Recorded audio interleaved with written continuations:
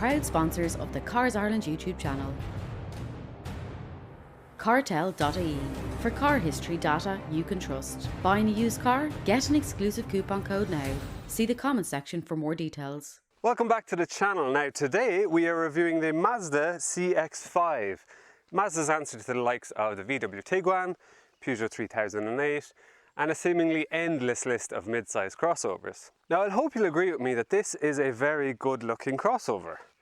Even if this silver, which is called Sonic Silver, doesn't quite do it justice. Why is it called Sonic Silver anyway? Like, Sonic is blue.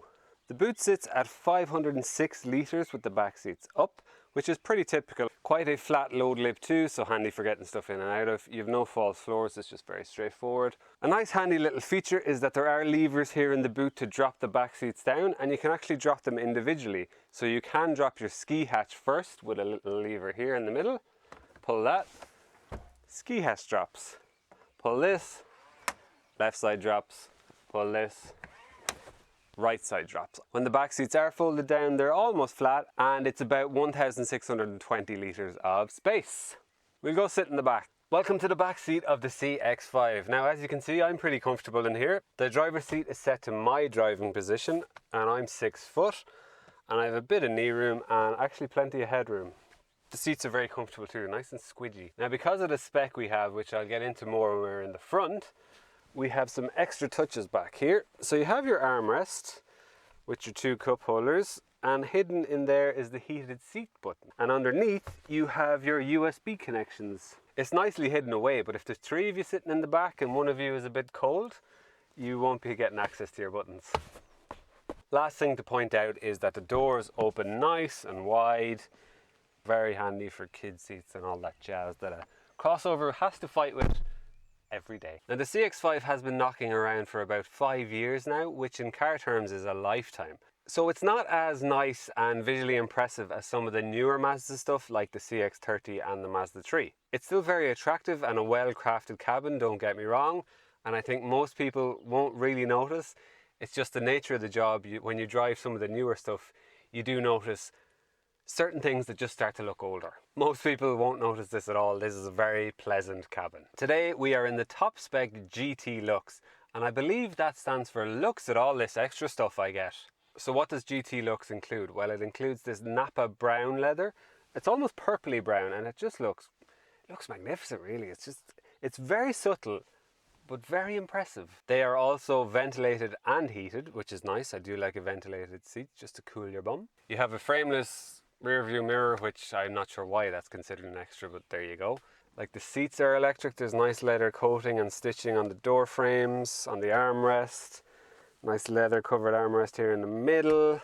The infotainment screen is a 10.25 inch screen up here in front of me, and it is still controlled by Mazda's dial down here. No touchscreen, which is Mazda's belief system. And I think I've covered that in other Mazda reviews, but basically you only use the dial to control it. This one is a bit older, and whatever way it's set, it's just sort of flush with the back seat, which is a bit frustrating. In saying that, it works fine, it does its job, and it has Android Auto and Apple CarPlay. This is all very nice, but the entry-level GSL, which starts at €35,000, has everything you really need. I know that's a cliche, but honest to God, it does. This GT Lux model is €42,000, and that is pretty typical to the price range of something like the Tiguan or 3008. It's a really high quality interior, great craftsmanship, and just very, very pleasant. Now, engine choice on the CX-5 is very straightforward. You have either a 2 litre petrol or a 2.2 litre diesel to choose from, and both are available in 6-speed manual or 6-speed auto. If you'd like all-wheel drive, the diesel is your only option, and that engine has about 182 brake horsepower and a quoted fuel economy figure of 6.3 litres per 100 kilometres. Now, our test car is called the skyactiv-g, and that is a 2 litre naturally aspirated petrol engine with about 163 brake horsepower and a 0 to 100 kilometers an hour time of about 10.3 seconds. Now, Mazda are of the belief that the engines should match the car.